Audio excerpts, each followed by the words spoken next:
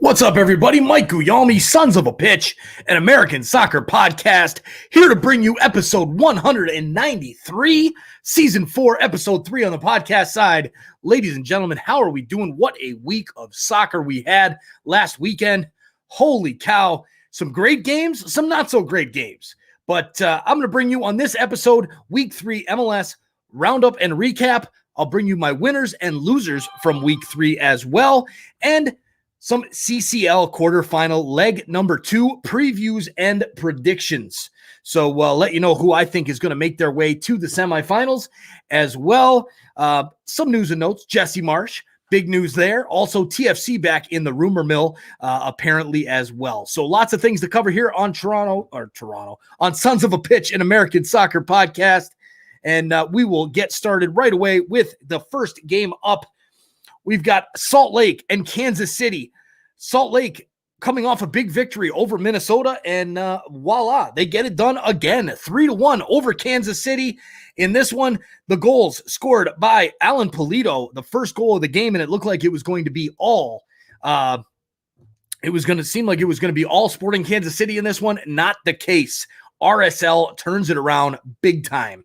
And wow, what a finish by Damir Krylak and Rubio Rubin with 2 goals to make it 3-1 for Real Salt Lake over Sporting Kansas City. And boy, oh boy, a little nervous for Sporting Kansas City there with that type of result against Real Salt Lake, who's not expected to be that great this season.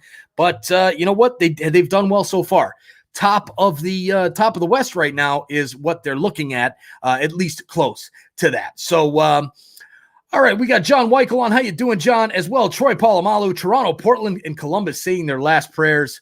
Hey, we'll see about that, Troy. We'll see. Stay tuned to the end when I give you my predictions for leg number 2 in the quarterfinals. All right, so some notes of the RSL game. RSL, the goalkeeper, David Ochoa, does it again.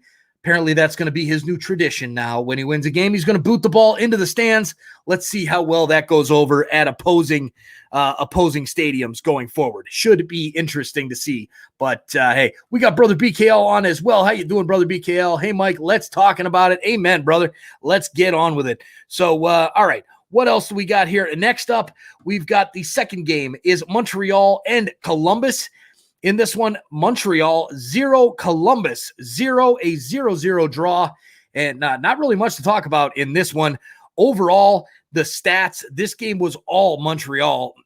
Columbus getting ready for that big-time showdown against Monterrey in Monterrey coming up in the midweek. Possession, 56% for Montreal, 20 total shots, but only 3 on target for Montreal. That was the problem for CF Montreal. 0 shots on target for Columbus. They couldn't even manage to get 1 on. So it was mostly Montreal in this game. Should have done a little bit better. Ryan Anderson is on. How you doing, Ryan? Thanks for jumping on. And then fouls, 19 fouls on Montreal, 7 on Columbus. 0 cards in this one. Surprising with that. Jay Jardim is on. How you doing, Jay? What's up? What's up? John is still pissed off about the Leafs. I'm with you, John. And all right, so Columbus and Montreal. Columbus definitely is doing better than expected so far this season with the rout of Toronto 4-2 on opening weekend, playing to a draw in Nashville, then playing to a draw at Columbus. They're doing much better. But I'll tell you, I'm still not bought in on Montreal yet. I like what I'm seeing from them so far, and they're good defensive. And yeah, Columbus does look like trash, Brother BKL, with the movement without a shot on goal. Yes, they do look bad, but they've looked better in their games in the midweek against Monterrey with that 2-2 tie in the first leg. So Columbus, I think this team has their sights set on CCL, and I don't really see a big issue with them kind of putting some games off to the side for the MLS start of the season. Jay Jardine, brutal game to have a national audience to watch. Amen. I hate that. When you get the national audience in there and it's a 0-0, just horrible game. I hate that. I really do. Because it just makes a lot of these fans who are watching soccer for the first time, it's tough. But Ryan says Wilfred Nancy might be a better manager than Henry though. I agree with that. Henry's not a good manager. And I've said it from day one. He's horrible as a coach. So I could see Wilfred Nancy definitely being the better manager there. All right. Moving right along to the next game, Houston and LAFC. 2 goals within 2 minutes in this one. The only 2 goals of the game. It was a 1-1 draw. Houston ties it up in the 57th minute. The first goal was LAFC through Corey Baird, and then Houston ties it up through Tyler Pasher, who is spending his time in the USL just recently with Indy 11. And man, oh man, Houston, what a result for them against LAFC with Diego Rossi back. That's a good result for Houston at home. LAFC probably wanting to do a little better than that. I picked LAFC. And speaking of picks and predictions, look out for that one tomorrow. That'll be dropping. I just recorded it today. It should be coming out tomorrow afternoon, early evening, with my picks for week 4. And then, not to mention, we'll also have the over-unders and the prop bets picked for the new All-Star level. Guys, check out that join button down below. Just launched the new All-Star level, $9.99 a month for all you soccer betting people out there like myself. Get all of the designated player perks, plus a members-only betting advice video giving you an over-under pick for each game, as well as a prop bet from each game. So we already have 2 $9.99 All-Star members who will join and get in on that one as well. And hey, guys, we only have 1 more spot left in the Founders Club down below. So if you're thinking about joining Sons of a Pitch, you better do it now so you can be part of that Founders Club. All right, so Houston tying it up 1-1 with LAFC. The stats in this one was a lot of LAFC in this game, but Houston definitely played well being at home. And the possession was 61% LAFC to 39% for Houston. Total shots, 12-10 for Houston. Shots on goal tied 4 apiece. The passing accuracy, much better from LAFC. It was clear watching this game that LAFC is a much better team than Houston. However, the scoreboard did not think so because, again, that was a tie. 1-1 was the final. Tio Luis is on Facebook. How you doing? Brother BKL says Houston came impressive and LAFC came not bad. That looks good by Houston. Agreed. Jay says, do you think Bob Bradley makes it through the season? Ryan Anderson says, honestly, no, and I think Vela may just go too. Interesting takes there. I think Bob Bradley makes it through the year. I think LAFC will turn it around. They have some talent. Yes, they have some huge expectations, but I think LAFC will be fine. I think they will make a good run at an MLS Cup final this year, and we will see. But I believe he will make it through the season, Jay. Ryan doesn't think so and thinks Vela might not make it either. And that one would be a death blow to LAFC. Speaking of LAFC, we will be live next Saturday for the El Trafico right here on Sons of a Pitch, an American Soccer Podcast. LA Galaxy hosting LAFC from Carson, California in the El Trafico. We'll be live here, so make sure you subscribe, turn on that notification bell, and come hang out with us when that game goes live next Saturday evening. All right, so LAFC, they're, you know what, they'll be fine. Give them some time. Vela should be back for the El Trafico, and hopefully, at least that's what I'm hearing now, and hopefully we'll see a much better team there. All right, next up, New England and Atlanta. New England with the 2-1 victory over Atlanta United. Atlanta gets a gift of a penalty kick, 43rd minute penalty kick, which Marcelino Moreno, not Alejandro. God, I'm all excited about Alejandro Pozuelo. Marcelino Moreno gets the penalty kick for Atlanta in their only goal.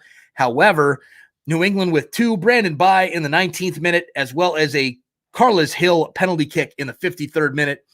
And man, I'll tell you right now, New England is a team to watch for at the moment. They are playing extremely, extremely good soccer. And Carlos Hill is a men amongst boys out there. Really, really good player. I think Atlanta is still gelling. They're still working under the new coach, Gabriel Heinze. They played midweek against Philly and got embarrassed. And we'll talk about that second leg coming up from Philadelphia later on this week. But they got embarrassed by Philadelphia in that first leg of the Champions League. They're a work in progress. I think they're a good team. I think they'll be okay. However, it's going to take time. When you bring in that many new pieces, it takes time to get there. New England, Carlos Hill, I just have to say, that guy, unbelievable. The talent that he has on the ball, he looks like a different level of player out there. To join the likes that I haven't seen in MLS outside of Alejandro Pozuelo, Sebastian Giovinco, Vela, as well. I mean, there's a couple other players, Zlatan Ibrahimovic. You can just tell that these guys are the better players in the league. And that was Carlos Hill out there against Atlanta last game. I picked the draw in that matchup, and it wasn't even close. I mean, New England dominated this match, and there you go. Troy Polamalu says, "Come back home to Arsenal, Vela, Gunner legend." All right, I don't think Vela would get back to Arsenal, but we will see. Brother BKL says, "This is why I chose New England, because they got outstanding movement, and they are outstanding between the other team." Shaking my head, doesn't like whatsoever. Agreed. Atlanta's looking rough, but New England looking very good. New England is one of the top teams in the East, and that shows. Bruce Arena really has a strong core with his team, and it should be a good year for the New England Revolution. Stats in this one, again, not even close. The total possession for this game is 55.6 for Atlanta. Shots, though, 14-11 for New England. Shots on goal, 6-4, and 7 corners to 4 for New England. So it was all about the New England Revolution in this matchup. Decent play there from Moreno. I did like what I saw out of him, as well as Santiago Sosa played well for Atlanta. But again, just a work in progress with Gabriel Heinze as coach. Okay, next game up, we look down to Orlando City against FC Cincinnati. And oh, good Lord, please, somebody help FC Cincinnati. This team is in big trouble. Cincinnati loses 3-0 to Orlando. Akindele in the first minute. Almeida in the 19th. Almeida, why don't they just put Nani up there? It was Nani with the goal. Junior Urso in the 80th minute. 3 goals for Orlando, 0 for Cincinnati, and they cannot wait until they get home to play at TQL Stadium, which looks amazing. Can't wait to see this stadium. And God, please put a good product out on the field for those fans. They have an unbelievable fan base in Cincinnati. One of the best in the league, was awesome in USL, has brought it up to MLS, and they just can't seem to get a break with their team. Overall possession in this one wasn't that much of a difference, but the shots were. Possession 52.5% for Orlando, 47.5% for Cincy. Shots, 22 total shots for Orlando, 7 shots for Cincinnati, 5 shots on goal for Orlando, 0 for Cincinnati. So Tio Luis on Facebook says, #wiki out for the Chicago Fire. And on the podcast side, you'll hear John Donovan talk about the Fire game against against the Red Bulls later on in the show. We'll just touch on it quickly. But, wow, Job Stam out. Anybody in Cincy going that route? Because something needs to change there in Cincinnati. And I don't know. For me, I'm thinking they got to stick with him. You got to give this guy some time. Let him build this team. Let them work together. Let them gel. Give him a couple years to try and figure this out, because it's been a complete train wreck in Cincinnati. And it's just a shame to see that happening to that fan base. Maybe the new stadium, maybe it all turns around next week. I sure hope so for FC Cincinnati's sake. But Orlando, on the other hand, holy cow, Orlando City playing good soccer. Since that draw in the first 2 games of the season were draws for Orlando, drawing Atlanta, and then drawing Sporting Kansas City, which they should have probably won.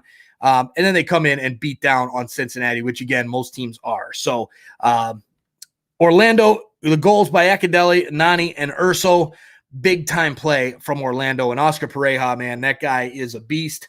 And big-time matchup coming up for Orlando City next week against New York City. Their expansion brethren should be a hell of a matchup. I'm excited for that one. But good God, I don't know which way to pick in that matchup, because both teams playing extremely well right now. All right, so that's it from Orlando and Exploria Stadium.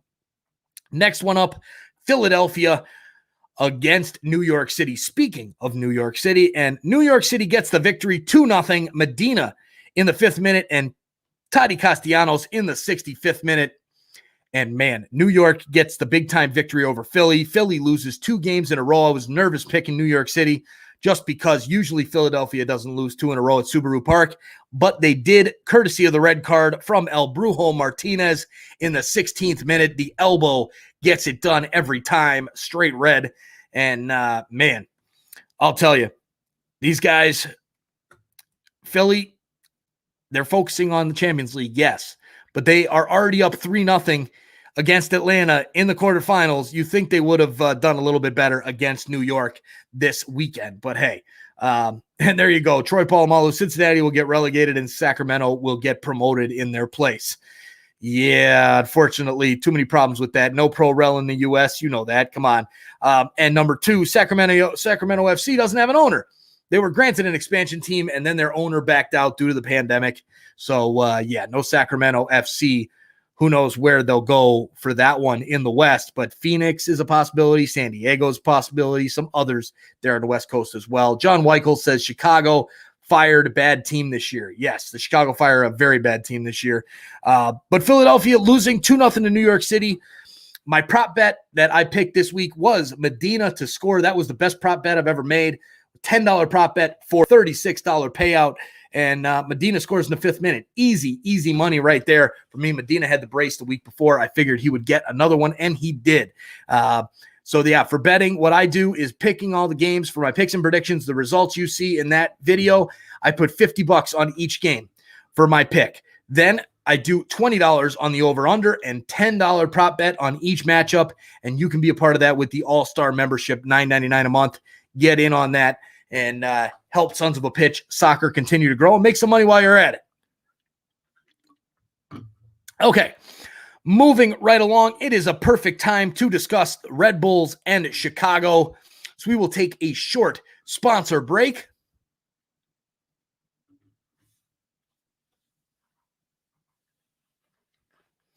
All right, thanks, John, for that one. Red Bulls with the 2-0 victory over Chicago. And I'll tell you, Chicago looks to be in trouble. Wiki sitting on the bench, and Klopas is running that team. And if Klopas is running that team, bad things are going to happen. Forget about it, Chicago Fire fans. Your team's not making the playoffs if he's out there. And we need Chicago to be back in the playoffs. That team came into the league, won the league in their expansion season. We need to see better from Chicago. It's a joke what we're seeing out there from Wiki and from this Fire organization. As Ryan says, looking real bad. Baric is the only player on that team that's playing well. And why the hell Wiki's not playing Pineda at the back? I mean, that kid should be starting on probably 20 out of the 27 MLS teams. Some of the other players, they get rid of Jordi Mihailovic. Why? Send him up to Montreal. For what? Horrible offseason by Chicago. Horrible play by them on the field, and the Red Bulls get the victory 2-0 in that one from Red Bull Arena. Okay, moving right along, let's talk about the Dallas-Portland game. Portland getting ready for the quarterfinal matchup, and Dallas came in and smacked them up. Just said, whoa, we're here, we're winning, it's our house, we are taking it to you, Portland, and that they did. Man, wow. Dallas 4-1. Ricarte in the 2nd minute, O'Brien in the 14th, Bressan in the 48th minute, 3rd minute of stoppage time, and then Seeley in the 85th. And I'll tell you, Williamson, 62nd minute for Portland. Portland, boy, oh boy. I know you're getting ready to play in a big game against Club America down at the Azteca, but you got to show up a little bit better against Dallas. That's a game you might be able to get a result from. I thought that Portland would, I figured it'd be a draw, or Portland would get the victory by 1, but Dallas just completely smacked them up. 60% possession, 11 shots to 10, shots on goal, 6-2 for Dallas. The passing accuracy, 84% for Dallas, 78 for Portland. Just wasn't there from Portland. And man, Dallas, are they for real? I don't know. And there's Rocky, bigger fish to fry Wednesday. Agreed, Rocky. Totally agree. That is the more important game. But damn, that was ugly. They got embarrassed in Dallas. All right. Jay says Chicago is TFC in the dark ages and can never get out, it seems. Amen. Yep, that's true. So Ryan says, yeah, Chicago is looking real bad, and I thought they had a high ceiling. Smart for me saying they'd stay near their floor, though. I agree. That's where I was. So here's a good one. What about the Hollingshed throw in and the feint throw at Savarese? That's a scum move. 100%, Ryan. That is just disrespectful. Dude, what the hell's wrong with you? Like, come on, get out of here, Hollingshed. What are you trying to prove? What are you doing? Stupid move by him. That's the kind of stuff he should see a fine. for something like that. I mean, that's ridiculous. I'm all against that. And there you go. Rocky puts it perfectly. That was messed up. That what Hog Breath did.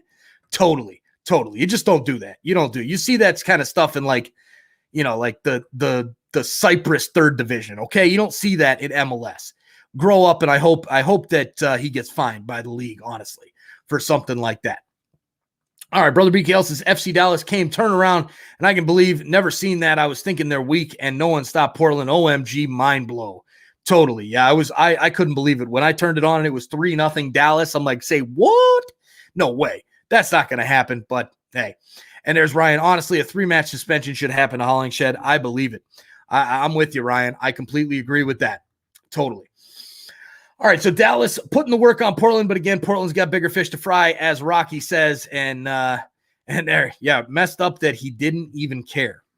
Yeah, he didn't even care, but man, I'll tell you, Savarese, a beast, didn't even flinch, man, didn't even flinch. Love it. That's what I like to see, and Rocky agrees with Ryan totally. All right, so next game up, Minnesota against Austin FC. Minnesota's struggles continue. Man, oh man, Minnesota just can't seem to get one this season so far. Diego Fagundes in the 17th minute. Diego Fagundes, Mr. New England Revolution for life. Well, 10 years. Dude's got 2 goals in 2 games for Austin now. Wow. I'm surprised. I didn't think Fagundes was going to do much, but he comes through in this one, gets the 1 goal. That was all they would need for the win there against Minnesota. And man, Minnesota is falling off. I don't think they're as good as they were last year. I completely agree, Ryan. They're not as good as they were last year. Reynoso hasn't looked the same player. Maybe teams are starting to figure him out. Again, they've got Ramon Pablano coming in. He's going to take some time to adjust, but man, Minnesota not looking good. 2 straight losses at Allianz Field, which is really a fortress for them. At least it was last season. Austin, I'll tell you, they're going to need some money, though. I picked Austin to win against Colorado the first week. That won me big money. Then I picked them again to keep it going against Minnesota. And boy, oh boy, bringing it there. So Austin there, I love it. It's great. It's a great fan base down there, and they deserve these victories. And Minnesota, I think they'll get back on track. And yeah, Rocky, totally. I had the Loons doing much better. So did I. I think they'll get back on track. I don't see them being as good as we expected them to be, but I don't see them being this bad either. I think they'll get back on track, and it's just a matter of time. Brother BKL says Austin FC are underdogs, and there's no way to stop underdogs. Not Austin right now. So I think my picks and prediction, I think I might be going with them again next week to keep that money popping. So Daniel Young is on. How you doing, Daniel? Thanks for joining. A member here, a member of the Founders Club. Can't believe NYCFC is better without attacking depth than Alex Ring and Matarrita. Truth. I was surprised with those losses that NYCFC had. I didn't know if they'd be doing as good as they are so far this season. As an NYCFC fan, I am proud but nervous for our next couple of games. Truth. Dane St. Clair, yes, he is their best player so far for Minnesota. Nice call, Ryan. And yes, he's a good goalie for sure. But man, what troubles for Minnesota. I think they pull out of it soon, though. That's just me. But good on Austin getting it done. The expansion team making it happen and pulling out the victory. All right, moving on to the last game of Saturday night. San Jose and DC United. San Jose with a whooping on DC from PayPal Park in San Jose. Lopez in the first minute. Cade Cowell with the second goal at the 26th minute. Jackson Ewell with 2 goals, the 43rd and the 85th minute. Well done for San Jose putting a beating down on DC. I picked San Jose to get it done, and they did. Cade Cowell, your MLS Player of the Week. That young man has broken out. It is official. He has broken out. Wow. What a big-time player they have there in that young man. 16 years old, maybe he just turned 17.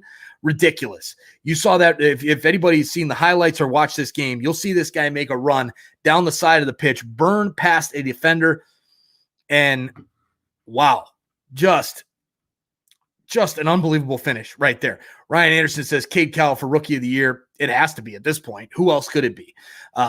Troy Polamalu, it was the coach's fault for acting like against the player. Troy, you like to start stuff, don't you, Troy? You're an instigator, totally an instigator. You should play hockey, man. You should play hockey. All right, so San Jose getting it done there at home. The stats in this one, very similar to the scoreline. The total shots, actually, DC 18-12. So it was not. Shots on goal, though, 9-7 for San Jose. So a good result for San Jose. They keep things rolling. And I'll tell you, you look at these matchups coming up next week, and Real Salt Lake on Friday night hosting San Jose. That looks like a hell of an awesome matchup now. Two of the top teams in the Western Conference, and I'll tell you, I didn't think that was going to be the case going into the season. If you would have told me RSL even 2 weeks ago, if you said, oh,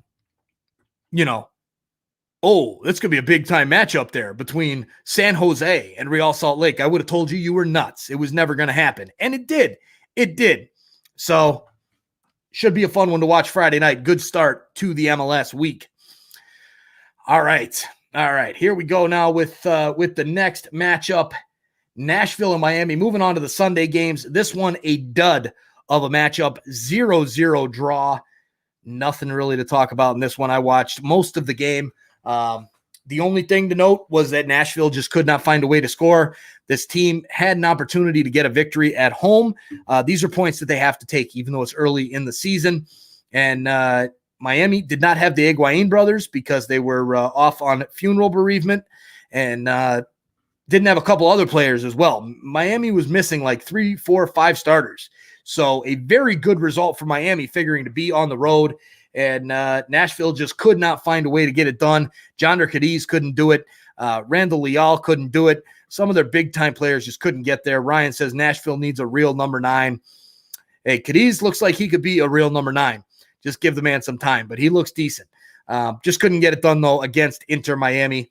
So 0-0 there. The expansion brethren tie there, and they move on to their next matchups. So Seattle and LA Galaxy, boy, oh boy, Seattle came bringing the heat on this one.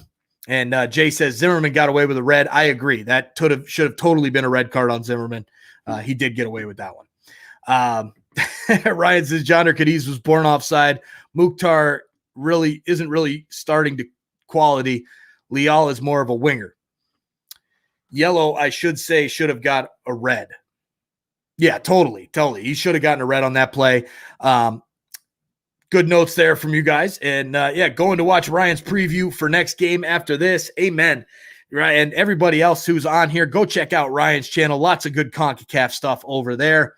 And we're going to do our CONCACAF Champions League preview and prediction for the second legs coming up right after the MLS games. Seattle. Rui Diaz with 2 goals in this one, the 20th minute, as well as the 90+3. Brad Smith in the 23rd minute, and this game was over right around that 23rd minute. Seattle put a whooping on LA. A lot of beatdowns this week, not a lot of close games, and that's really surprising. LA Galaxy, everybody was hyped up about them, figuring, all right, they've got a great chance here. Chicharito scoring goals again, and then they went to the champion's house, Seattle Sounders. And they realized that, they're not the current champions right now. Columbus is, but you know what I'm saying. And boy, oh boy, rough time matchup for LA. Vanny couldn't figure anything out. Vasquez couldn't figure anything out. And man, Chicharito could not get anything going at all. So LA got some questions to answer, especially both LA teams going into the El Tráfico with a little bit of a, should I say, not the best form for either one of those teams. All right, so LA Galaxy, we'll see how they do against LAFC. Seattle coming up against Portland. There you go. Going up against Portland and the Cascadia rivalry. Rocky should be a fun one there. All right, so last game of the weekend, Vancouver and Colorado. Colorado gets the away goal or the away victory against Vancouver in Rio Tinto Stadium down in Sandy, Utah, because the Canadian team still can't play in Canadian stadiums. Boo-hoo. Colorado, Diego Rubio with a world-class free kick in the 26th minute. That was the difference. Vancouver could not get anything, just couldn't get anything going at all towards the end of the game. They started to pick something up, but just couldn't make it happen. Almost had a penalty awarded, but VAR took it away. I thought it was a penalty. Looking at that replay, I thought that was a penalty. But, yeah, Jay says, Seattle, key to success over the years, health, something TFC knows nothing about. You are spot on, Jay. TFC cannot seem to grasp it at all. And, yeah, not happening. Brother B. Gale says, I was thinking LA Galaxy got impressive with Chicharito, but I know why. I told you yesterday, non-gas with shot on goal. Yeah, no shots on goal for Chicharito, a big-time failure for him against Seattle.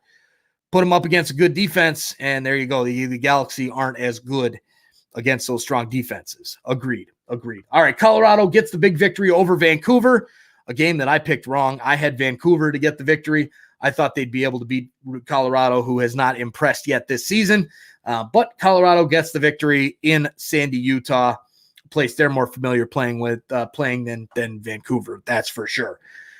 All right, so those are our recap for week 3. Winners and losers in this one.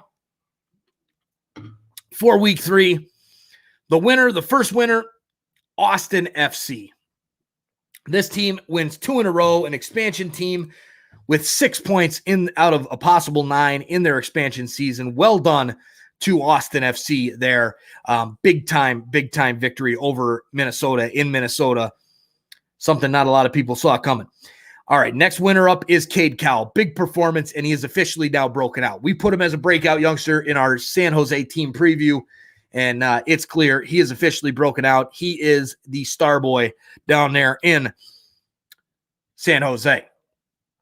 All right, next winner, I've got Phil Neville, the coach for Inter Miami. Not only the big-time performance going to Nashville and getting a draw, we're missing a ton of big pieces as well. You know what? I love the honesty and the fact that he can say what he said about the possible dog so call, saying, you know what? The ref got it right, and I'm impressed by that.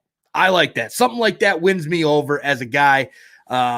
That's impressive. Not a lot of guys will go out and say, you know, when the media, the fans are all hounding, oh, it should have been this, it should have been that, for the coach to disagree with his own fans like that and say, no, in my opinion, the ref got it right.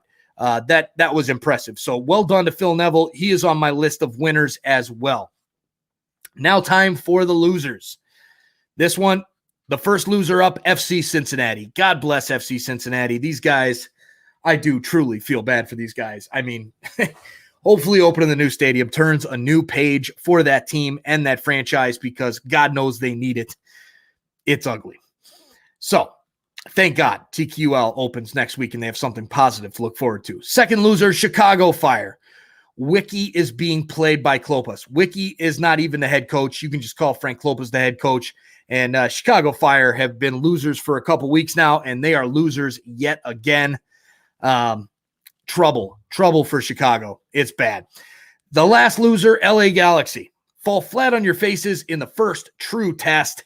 You're expecting a big time game out of the Galaxy, and they definitely disappointed against Seattle, which, again, I understand it's Seattle.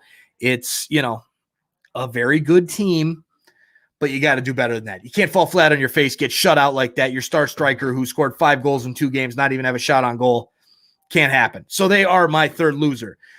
All right, time to get to the CCL quarterfinal leg 2 previews and prediction. First win up. Oh, look at this. Here is Brian W. What did I miss? You missed a lot, Brian. You're going to have to watch the beginning of the replay there of the episode. 35 minutes in so far, and there you go. Yeah, man, it's Seattle. Yep, Seattle is doing well, and good for you being a diehard Seattle fan. All right, CCL Leg 2 previews. This one, and we got Spin 361 on as well. How you doing, Spin? All right, so the first one up is going to be Philadelphia against Atlanta from Subaru Park in Philly. This one is done, okay? Don't even think about it, Atlanta United fans. It's not happening. I don't even have to give you much of a breakdown. The first leg result said enough.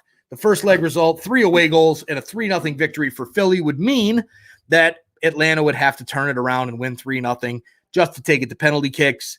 And if it's 4-1, then they get the victory. But still, I don't see that happening. This one is over. Philadelphia will move on into the semifinals. Spin says Atlanta comeback. I don't think so, Spin. I don't think so. Next up tomorrow night is Cruz Azul against Toronto FC.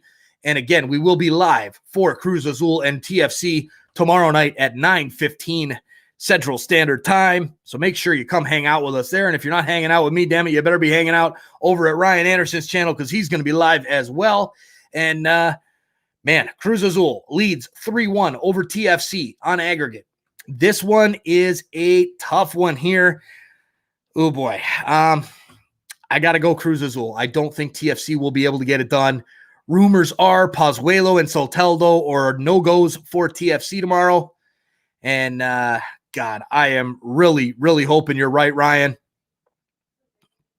Still 100% sure of Remontada and Cruz Azul. Toronto will turn it around. I hope you're right. It's going to be a monumental task, Ryan. And it's possible, not saying it's not possible, but to overturn a 3 away goal deficit, well, a 2 goal deficit with 3 away goals is tough. But I'm with Jay. It ain't happening without our big boys. You're not going to see young kids 16, 17, 20 years old pulling something like that off. So, unfortunately, I think it ends there for TFC at the Azteca. All right, moving on to Wednesday, the better games up on the schedule, at least the better results. Monterrey and Columbus. This one puts Monterrey and Columbus in the Estadio BBVA Bancomer, the home of Monterrey. Beautiful, amazing stadium. Guys, if this is a stadium I want to get to in my life. And yes, Jay, if they pull this off, it would be bigger than Miracle in Montreal. Completely agreed. 180% it would be. All right. So there you go. Brother BKL puts his 2 cents in as well. Atlanta will pick a win 2-0 and Philadelphia will win on aggregate. Cruz Azul will pick a win because I don't know what would happen, and I saw Liga MX. Yeah, so Cruz Azul is going to get through. Monterrey and Columbus 2-2. Monterrey with the 2 away goals. Can Columbus match that? From what I'm seeing here with Columbus, it's going to be tough because they're not scoring a ton of goals right now, at least in the league. Their performances in the league have not been good at all. So this one's going to be tough. I like the fact that Monterrey, with the 2 away goals in the 2-2 draw, it's not as huge of a deficit for an MLS team to take over. I could see Columbus getting it done. In fact, my pick in this one is to get Columbus to get the victory and win 2-1 over Monterrey to move through to the semifinals. And, Ryan says Zelarayan is suspended too. Oh, geez, I didn't even know that. So maybe I have to change that up. No, I'll stick with it. And, John, where are you at, man? You talking hockey over here. No Nick Foligno for a while. All right, John. All right, so I'm going with Columbus, though, to get it done. I got a feeling about that game. They win 2-1, get the victory over Monterrey, and move into the semis. Last game up, Club America against Portland. Man, oh, man, this one, what a start, what a finish to this matchup in the first leg. We were live here on Facebook, and I'll tell you, this was a hell of a game. I expect to see the same thing down at the Azteca. Portland didn't even show up against Dallas. So their minds are completely 150 million% on this game, and I expect a big-time showing from Gio Savarese and the Portland Timbers. I've seen a team go down to Azteca and move through before. That was TFC over Club America back in the 2018 run. I just have a feeling about this one, too. I think it's going to set up an all-MLS final or semifinal. Portland gets it done at Club America at the Azteca, wins this one 2-2 on aggregate. Portland is going to score 2 away goals and move through on the away goals. And yes, winning mentality, says Rocky. 100%. I see Portland getting it done and moving through. That would set up the semifinals of Cruz Azul versus Columbus and Philadelphia, Portland. 3 teams out of 4 in the semifinals. Maybe I'm just being a little excited. Maybe I'm crazy. I don't know. But either way, those are my picks. I'm sticking with it. And Magic May 5th. Amen, brother. Amen. Troy Polamalu's over here laughing. Hey, you know what? I'll eat my words if it doesn't work out. I got no problem doing that. but we will see how it goes. All right, so there you go. 3 out of 4 spots for MLS into the semis. Doesn't mean Cruz Azul won't win the whole damn thing. But hey, we'll talk more about that later. All right. Brother BKL finishes off his picks. Monterrey will win twice, and Columbus Crew came back weak last time. Club America will win because they're headed home, and the fans coming back without Portland fans. All right. There you go. Spin says, can you please stream Man City tomorrow? I can't. I got to work tomorrow. I got a crazy, crazy busy day tomorrow. Not going to happen, Spin, but maybe more in the summer we might start doing some other games outside MLS, or summer towards the fall. Tio says, go Monterrey. McCamps is on. How you doing? Says, I'll say it. It's ambiguous, but possible. Hopefully MLS teams can get it done at CCL. I hope so, McCamps. I'm saying they do. All right, so a few things to chat about here before we get going. First thing, speaking about England with that Spin chat there, asking if we could do the Man City game tomorrow. Man, what about that pitch invasion there between Man United and Liverpool game getting postponed? That was a very, very interesting setup there. And the fans are pissed in Europe, big time pissed. And they've got every right to be. And wow, what a big time showing by the fans there to get the game postponed. Crazy, but wow. Absolutely crazy. Also, some news here in Europe. We've got Jesse Marsch to Red Bull Leipzig. That is official. He takes over the Bundesliga side with Tyler Adams, gets reunited with him. Should be good. And Ryan, yep, I agree. Crazy, but they need to get those greedy owners out. So I back the fans here. Yep, I do too. Hey, as long as they, you know what, they didn't go crazy burning the place down. So I'm all for it there. Jay says, all these UK fans want American owners out because they're trying to Americanize the game. That is very, very true. That is true. All right. So Marsch to Leipzig, big time move for American soccer. I mean, this is a huge coaching move for him. And I think we're going to see, him probably moving up the ranks in Europe over the next while, because he is an unbelievable coach. What he's done there at Red Bull Salzburg has been nothing short of amazing. And I can't wait to see what he does at Leipzig. I'm interested to follow. Big time news for USMNT, possible coach in the future as well. So there you go. Also, a report out of TFC land is that TFC to sign Kamar Lawrence, the left back that played for Anderlecht, had played previously for the Red Bulls. And look, I love the player. I hate the move. I'm getting sick of the Ali Curtis, arm us, turn us into the Red Bulls show. Jefferson Soteldo would have never played for the Red Bulls. I get that. However, I'm sick of seeing these types of moves. And why are you going at left back? Yes, I understand JMO is there and he cannot be a starter. But the way Larea and Auro have played in those two wingbacks, being as ambiguous as they are, I don't see why you would make this type of signing on Kamar Lawrence when you have such a hole at center back. Makes no sense to me why you would do that. They got to get somebody in the middle. Omar Gonzalez can't cut it there, and that's as far as I'm going to go because I don't want to get too in-depth with it, but love the player. I love Kamar Lawrence. He was my pick for Defender of the Year, I think, when I started the podcast 3 years ago. This guy, one of the best wingbacks in MLS, for sure. But, man, I don't like the move. That's not what TFC needs. So we'll see. And there, Rocky says, hey, Brother BKO, where did you find that Azteca was letting fans in? Interesting. Yeah, I didn't know about that. But if they do, that would be exciting to say the least. All right. So good luck to the MLS teams in the CCL this weekend. Again, we'll be live for Cruz Azul TFC tomorrow night, 9:15 Central, I believe, is kickoff. I think we're going live around 9. So make sure you come and hang out with us there. Again, guys, check out our membership options. We've got one spot left in the Founders Club. Name featured in the scroll, loyalty badges, custom emojis with the $199 starter level. $499 designated player gets you all those starter perks, plus members-only lives, discounted merchandise, and your name in the description. And then, hey, if you're a sports bettor, get in on that $9.99 all-star package. Get all the designated player perks, plus members-only betting advice video, picking the over-under for every matchup in MLS, as well as one prop bet per match. and we've got one spot left on the Founders Club, guys. It helps Sons of a Pitch continue to grow immensely. It is absolutely huge for myself and my family. So thank you to everybody who has supported.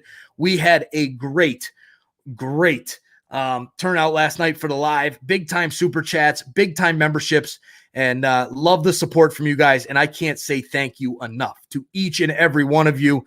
Thank you. It's been amazing, and I can't wait to keep it going. And look out for that picks and predictions video coming out tomorrow, early afternoon, early evening type. Jay, good point. Unless Richie is moving on, or he plays center back and Richie moves up to the mid, who knows? Yeah, I don't know. I could see maybe Richie moving because there's been talk about that for sure. He's been rumored to go over to Europe, but again, the window's not open there. So would be an interesting move there. Maybe they just shore it up because they think he's going later. All right, guys, that does it for the MLS chat tonight. Thank you for joining for episode 193. We will see you guys tomorrow night for Cruz Azul and Toronto FC. Everybody have a great soccer. Smash that like button, and we will see you guys tomorrow night. Good night, everybody.